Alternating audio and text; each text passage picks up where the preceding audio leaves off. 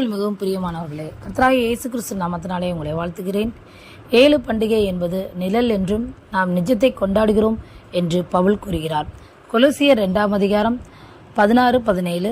ஆகையால் போஜனத்தையும் பானத்தையும் குறித்தாவது, பண்டிகை நாளையும் மாதப்பிறப்பையும் ஓய்வு நாட்களையும் குறித்தாவது ஒருவனும் உங்களை குற்றப்படுத்தாதிருப்பானாக. அவைகள் வருங்காரியங்களுக்கு நிழலாயிருக்கிறது, அவைகளின் பொருள் கிறிஸ்துவை பற்றினது. இஸ்ரவேல் ஜனங்கள் எகிப்திலிருந்து வெளியேறியதை குறிக்கிறது இந்த பஸ்கா பண்டிகை. புளிப்பில்லா அப்ப பண்டிகை நாம் அதை கொண்டாடுகிறோம். முதற்பலனான பண்டிகை கதிர்க்கட்டை அசைவாட்டும் பண்டிகை. உயிர்த்தெழுதலின் பண்டிகையின் மிக முக்கிய அடையாளம் அசைவாட்டு பண்டிகை. உயிர்த்தெழுதல் பண்டிகை என்பது பரலோகத்தில் போய் கொண்டாடப்பட வேண்டியது. இது குறித்ததான விரிவான விளக்கங்களை நம் பிரதர் MD ஜெகன் அவர்கள் பேசியிருக்கிறார். கேளுங்கள், பாருங்கள். உங்கள் ஆவிக்குரிய வாழ்க்கைக்கு பிரயோஜனமாக இருக்கும். God bless you. நிறைய முடிவெடுத்திருப்பீங்க. சரி, நம்ம என்ன பார்ப்போம், அந்த கேள்விக்கான பதிலை பார்ப்போம். இந்த ரிசரக்ஷன் டே என்று சொல்லக்கூடிய உயிர்த்தெழுதல் நாள், இது ஏற்கனவே முன்குறிக்கப்பட்டு ஒரு பண்டிகையாக பழைய ஏற்பாட்டிலே சொல்லப்பட்டது. அதாவது இஸ்ரவேலர்களுக்கு 7 பண்டிகைகள் இருக்கு. 23 அதிகாரம் லேவியராகமத்தில் அது குறித்து சொல்லப்பட்டிருக்கிறது. இந்த 7 பண்டிகைகளும் நிழல் என்று சொல்லியும் நாம் அதனுடைய நிஜத்தை கொண்டாடுகிறோம் என்றும் பவுல் எழுதுகிறார். கொலோசியருக்கு எழுதின நிருபம் 2 அதிகாரம் 16 முதல் 18 வசனங்களில் வாசிக்கும் போது, ஓய்வு நாளையும் போஜன பலியையும் பண்டிகை நாட்களையும் குறித்து ஒருவனும் உங்களை அற்பமாய் எண்ணாதிருப்பானாக. அவைகள் வரும் காரியங்களுக்குரியது, அவைகளின் பொருள் கிறிஸ்துவை பற்றினது அப்படின்னு இருக்கு.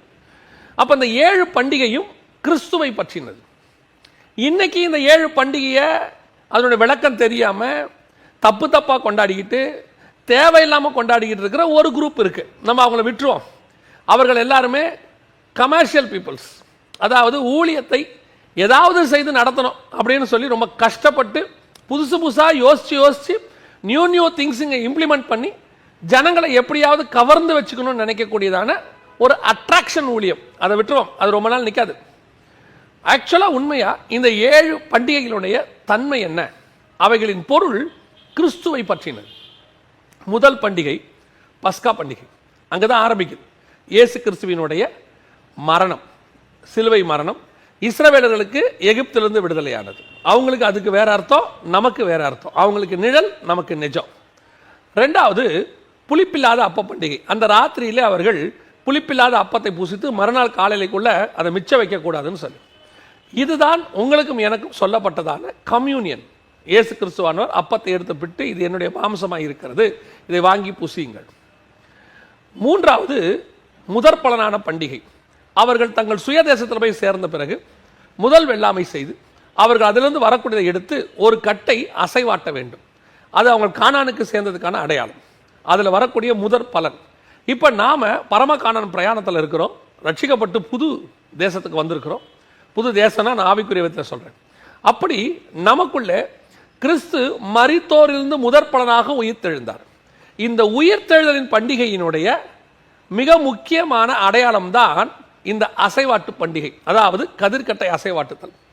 இதற்கு பின்னாட்களிலே நாம் நிறைய பேர்களை வைத்துக் கொண்டோம். நிறைய பேர்களை வச்சுக்கிட்டு அந்த பேர்களின்படி இதை நாம் அறுப்பின் கால பண்டிகை, அந்த பண்டிகை, இந்த பண்டிகையெல்லாம் வச்சுக்கிட்டு அதுக்கப்புறம் அதை கொண்டாந்து நம்ம இந்த தேசத்தின் பண்டிகையோட கனெக்ட் பண்ணி அதை நாம கோயிலில் கொண்டாந்து நம்ம தேவாலயங்களில் அவங்க பண்டிகையை கொண்டாடுற அளவுக்கு நம்ம போயிட்டோம். இவர்கள் எல்லாருமே அந்தந்த காலத்துக்கு ஏற்றவர்கள் இவர்கள். ஆனால் பைபிள் படி முதற்பலனான பண்டிகை என்பது எதை குறிக்கிறது? இஸ்ரவேலர்களுக்கு தான் அந்த அசைவாட்டு பண்டிகை. உங்களுக்கும் எனக்கும் அதன் பொருள் கிறிஸ்துவை பற்றினது. அது எதுவென்று சொன்னால், கிறிஸ்து மரித்தோரிலிருந்து முதற்பலனாக உயிர்த்தெழுந்தார். அந்த வரிசையில் அவர் ஃபர்ஸ்ட் அசைவாட்டு கட்டு அப்படின்னு, அதோடு கூட ஒரு கட்டு, நாம் எல்லாம் சேர்ந்து உயிர்த்தெழுவோம். அதை குறித்து தான் அங்கே சொல்லப்பட்டிருக்கு. ஸோ இதான் 3வது பண்டிகை, உயிர்த்தெழுதல் பண்டிகை. ஸோ அப்போ அந்த உயிர்த்தெழுதல் பண்டிகை ரிசரக்ஷன் அப்படின்னு நம்ம சொல்லக்கூடியதனுடைய நிழல் முதற் பலனானது. அதை அவர்கள் கொண்டாடினார்கள். இப்போ நம்ம பஸ்காவை ஆசாரிக்கிறோமா அப்படின்னா பஸ்காவை ஆசாரிக்கல. ஆனால் நம்ம ஆட்கள் கொஞ்சம் பேர் பஸ்கா அப்படின்னு கூட்டம்லாம் நடத்துறாங்க. புளிப்பில்லாத அப்ப பண்டிகை, அதான் நம்ம கம்யூனியன் எடுக்கிறோம். இப்போ பஸ்கா பண்டிகையை அவங்க கொண்டாடினாங்க. நாம என்ன செய்யறோம்? குட் ஃப்ரைடே அப்படின்னு நம்ம அதுக்கு ஒரு பேரை வச்சுக்கிட்டு நாம் அதை கொண்டாடுறோம்னா துக்கமாக இருக்கிறோம். பஸ்கா அடிக்கப்பட்ட அன்னைக்கு அவங்க துக்கமாக இருந்தாங்கன்னா எகிப்தியர்கள் துக்கமா இருந்தார்கள், இஸ்ரவேலர்கள் சந்தோஷப்பட்டார்கள். எங்களுக்கு என்று ஒரு ஆட்டுக்குட்டி அடிக்கப்பட்டு எங்களை அது மீட்டு எங்களை எகிப்திலிருந்து அடிமைத்தனத்திலிருந்து எங்களை கானானுக்கு புறப்பட பண்ணினதுன்னு அர்த்தம். நாம என்ன பண்றோம்? இந்த குட் ஃப்ரைடே அன்னைக்கு துக்கமா இருந்து இயேசு எங்களுக்காக அடிக்கப்பட்டார், அந்த ஆட்டுக்குட்டியை அடிக்கப்பட்டார், எதற்காக? என்னை விடுதலை ஆக்கினார்னு சந்தோஷப்படுறது. ஸோ நம்மளுடைய கான்செப்டே தப்பா இருக்கு. இப்ப அடுத்து புளிப்பில்லாத அப்ப பண்டிகை, அதான் கம்யூனியன் நாம் எடுத்துக்கிட்டு இருக்கிறோம். ஒவ்வொரு முறை நாம் நினைவு கூறுகிறோம். அதுவும் ஆண்டவர் சொல்லியிருக்கிறாரு, நான் வருமளவும் என்னை நினைவு கூறும்படி இதை செய்யுங்கள் என்றார். மூன்றாவது முதற்பலனான பண்டிகை. இந்த முதற்பலனான பண்டிகை எப்போ கொண்டாடணும்னு கேட்டீங்கன்னா, கிறிஸ்துவோடு கூட நாம் உயிர்த்தெழுதலை அனுபவித்து அந்த தேசத்திற்கு போய், நல்ல கவனிங்க, அவங்க கானானுக்கு போற வரைக்கும் முதற்பலனான பண்டிகை கிடையாது. கானானுக்குள்ள பிரவேசிச்ச பிறகுதான் முதற்பலனான பண்டிகை. அப்படி அவங்களுக்கு வெள்ளாமை வந்து எடுத்து அந்த ஃபர்ஸ்ட் காரியத்தை செய்யும் போதுதான் முதற்பலனான பண்டிகை வரும். இப்ப நமக்கு கிறிஸ்து மரித்தோர் வந்து முதற்பலனாக ஏஞ்சிருக்கிறார். இன்னும் நாம உயிர்த்தெழல, அந்த வரிசையில நாம இன்னும் வரல. கிறிஸ்துவுக்குள் மரித்தவர்கள் முதலாவது எழுந்திருப்பார்கள், பின்பு உயிரோடு இருக்கிற நாமும் நாம் எல்லாம் சேர்ந்து ஒன்னா பரலோகத்துக்குள்ள அப்படி நுழையிறோம் பாருங்க. அதுதான் முதற்பலனான பண்டிகைக்கான அடையாளம். அதுதான் முழுமையான உயிர்த்தெழுதல். அந்த வரிசையில் அவர் ஏஞ்சிருக்கிறாரு. இப்ப நம்ம இன்னும் எழுந்திருக்க வேண்டியிருக்கு. இதெல்லாம் சேர்ந்து செய்யும்போது இப்ப நாம என்ன செய்யறோம்?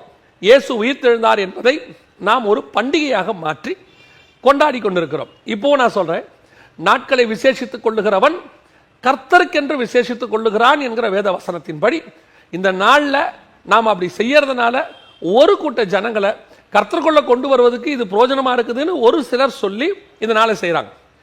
ஆனா என்ன அப்படின்னு கேட்டீங்கன்னா, இது அந்த மாதிரி செய்கிறவர்களை விட அது வந்து 0.001% உள்ள ஒரு சிலர் மக்கள் மட்டுமே. இப்போ மிஷனரிமார்களா இருக்கட்டும், கிராமங்களில் ஊழியர் செய்கிற ஊழியர்களா இருக்கட்டும், அவங்க என்ன செய்யறாங்கன்னு கேட்டீங்கன்னா, இந்த நாளை பயன்படுத்தி they preach gospel, சுவிசேஷத்தை சொல்லி ஒரு கூட்டத்தை ஆண்டவருக்குள்ளே கொண்டு வந்து அவங்களோட பியூர் மைண்ட் காஸ்பலா இருக்கும். இந்த மாதிரி காஸ்பல் மைண்டோட இந்த பண்டிகையை கொண்டாடுறவங்க எத்தனை பேர்? ஆனா பெரும்பான்மை 99% இவங்க பெரும்பான்மை இது ஒரு ஆடம்பர பண்டிகையா மாறிடுச்சு. கடன் வாங்கியாவது புது ட்ரெஸ் எடுக்கிற மாதிரி ஆயிடுச்சு. இது வந்து ஒரு பாரம்பரிய பண்டிகையா மாறிடுச்சு. அடிப்படை மறந்துட்டாங்க. இந்த இடத்துல தான் நீங்களும் யூதர்களும் ஒன்னா போறோம். எப்படி? அவர்களும் பண்டிகையினுடைய அடிப்படையை மறந்துவிட்டு பண்டிகையை சடங்காச்சாரமாய் கொண்டாடுகிறார்கள். நாமும் இன்னைக்கு பண்டிகையினுடைய அடிப்படையை மறந்துவிட்டு சடங்காச்சாரமாய் கொண்டாடுகிறோம். உயிர்த்தெழுதல் பண்டிகை என்பது, முதற்பலனான பண்டிகை என்பது பரலோகத்தில் போய் கொண்டாடப்பட வேண்டியது. சந்தோஷமாய் களி கூறி, அதான் கர்த்தர் தாமே ஆரவார சத்தத்தோடு அப்படி எல்லாம் உயிர்த்தெழும்போது அவர் சத்தம் போடுறார். ஆனா இன்னைக்கு அது என்னவா மாறிடுச்சு? பண்டிகை சடங்காச்சாரமா மாறிடுச்சு. இந்த நாளை யூஸ் பண்ணுங்க, நான் வேணானே சொல்றேன், யூஸ் பண்ணுங்க. யூஸ் பண்ணி ஒரு திரளான ஜனங்களை பரலோகத்திற்கு கொண்டு போகும்படி சபைக்கு கூட்டிட்டு வாங்க. அந்த உயிர்த்தெழுதல் பண்டிகை கொண்டாட போறீங்களா? அன்னைக்கு கட்டளை போடுங்க சபைகளில், ஒவ்வொருத்தரும் ஒரு புது ஆத்மாவோட வரணும்னு சொல்லுங்க. பட்டு புடவை, பட்டு சட்டை இதெல்லாம் போட்டுக்கிட்டு ஆடம்பரமாக வந்து காட்டுறதுக்காக இல்லை. இயேசுநாதரே தான் போட்டிருந்த நல்ல புது வஸ்திரத்தை கழட்டி ஓரமாக வச்சுட்டாரு உயிர்த்தெழுற அன்னைக்கு. நாம இருக்கிறதெல்லாம் ஓரமாக வச்சுட்டு புதுசை தூக்கி மாட்டிக்கிட்டு வரோம். நான் புதுசு போடுறது தப்புன்னு சொல்லலை, பண்டிகையினுடைய நோக்கம் மாறிவிட்டதுன்னு சொல்றேன். ஸோ இந்த பண்டிகையை நீங்க அனுசரிக்கிற முடிவு பண்ணீங்கன்னா ஆத்ம ஆதாயத்திற்காக செய்யுங்கள், யூஸ் பண்ணுங்க. அப்படி யூஸ் பண்ணி ஒரு கூட்டத்தை கொண்டு வந்தா உண்மையிலேயே இதை அனுசரிக்கிறதுல ஒரு காரணம் இருக்கு. அதை விடுத்து பிரியாணி விற்கிறதுக்கும் பிரியாணி திங்கிறதுக்கும் இதை வந்து களியாட்டத்துக்கும் நீங்க பயன்படுத்தி நீங்க மதுபானம் அருந்துவதற்கு இதை ஒரு நாளாக பயன்படுத்துவீரானால் இயேசு இன்னும் உங்களுக்குள் உயிர் தழவில்லை.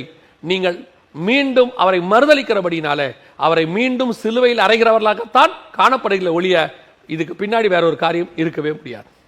கர்த்தருக்கு சித்தமானால் இன்னொரு கேள்வி வசனம் பகுதியில் உங்களை சந்திக்கிறேன். God bless you.